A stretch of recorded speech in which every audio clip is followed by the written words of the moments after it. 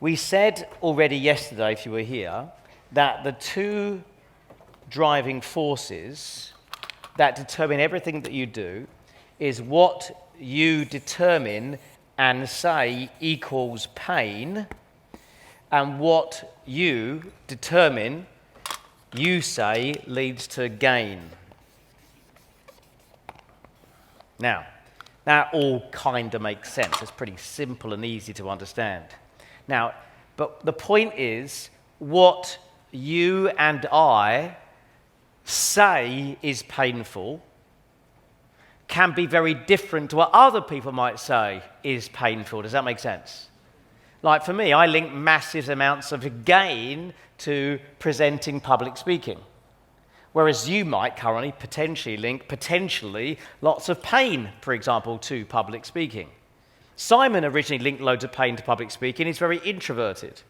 But he went on stage and spoke and shared stories of what he'd done and made £100,000 in one day while he was public speaking. It solved the pain issue. And then he suddenly had this £100,000. But think about it, it's always this balancing act, isn't it? Yes or no, guys? Between what you link is painful and what's gainful, there's a balancing act. And if from the tipping point, even marginally it's more painful than you perceive is gainful, then you'll put it off. Avoidance will happen instead, and you won't do it. So, for example, whose job is it raise your hand if in your house it's your job to take out the rubbish. Okay, good. There's people sitting next to each other going, no, you fucking don't. It's your job, but you don't do it.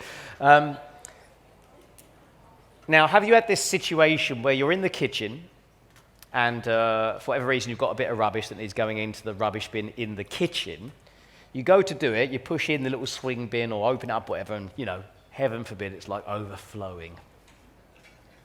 Now, in that moment, you've linked, you may in your brain, in your mind's eye, talk to yourself or make a picture of it somehow. Oh, yeah, I don't want to deal with that, right? So you've linked, okay, it's not pain, but it's at least uncomfortable, or like, yeah, I don't want to do it. So you've, at some level, even at the minus level, you've linked pain to dealing with rubbish at that moment. Does that make sense? Right? Because you've got to go, okay, I've got to tie it up, I've got to take it out, and all that. Like, you made the picture doing it all, like, no. I've got other things I want to do that are more gainful. So like watching the TV, making the dinner, eating, whatever. So the balancing act is I'm going to put it off. And you do exactly that. And then what can happen is that maybe the next morning you are awoken early because the bin men, the rubbish guys, are now outside your house, backing into the drive to pick up the rubbish that you have not yet put out.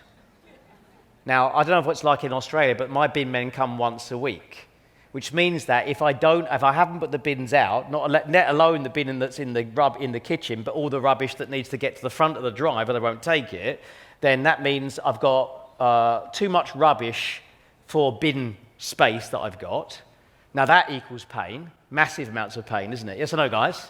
Because now you'd have to separately take the rubbish down the dump in your own car. That makes your car stink for a week, or it just leaves it out unprotected.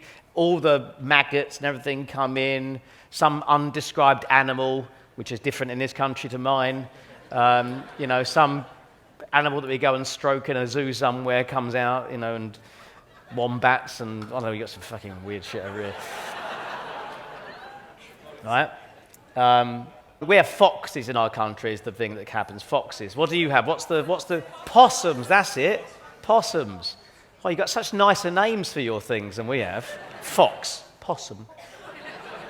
Anyways, so if you leave it unprotected, the possum's going to get in there and start tearing up the bags, get the dirty nappies, chicken carcasses all over the drive. It blows over the window in next door's drive. You look like an idiot.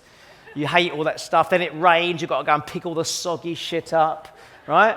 Now, that whole entire movie happened in a half a second when you heard beep, beep, beep, because the bin men reversing a drive. Now, I'm motivated. Suddenly, not putting out the rubbish equals pain. And getting up right now equals gain because of all the problems that it will encounter if you don't do it. So now you're motivated and naked. And you've got nothing. You just grab any old shit to get it on quickly. Normally it's the wife's dressing gown, right? It doesn't quite close at the front. You're running downstairs, you get in the bin, sure enough, no one else has dealt with it. There it is, teeming over the top of the thing. You open it up, you've got to deal with it. Try to get the bin bag out, no chance. There's a vacuum thing going on. Can't get the bag out, so what do? You've got to wrap your legs around it. You know what, come on! You're only trying to get the bag breaks off in 2 bits in the hand. Who's had this happen? Come on, raise your hands, look around you. Why do we do this stuff? Now, it was obviously, you could have easily been motivated the night before, but you'd have to switch over what equals pain and what equals gain.